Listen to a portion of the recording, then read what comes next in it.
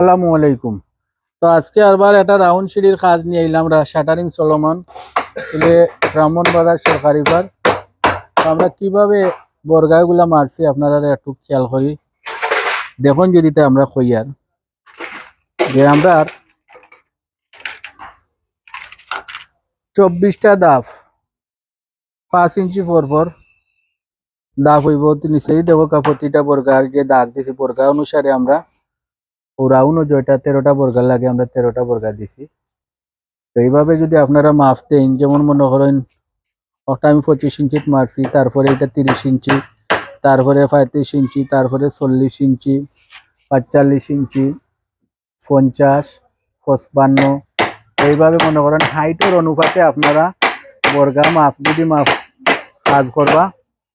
আর তারপরে আপনার ওই যে স্পিরিট লেভেল আছে, হ্যাঁ, এই স্পিরিট লেভেল দিয়া লেভেল করলে সহজে মিলে যাইব গিয়া। তো এইভাবে কাজ করবা।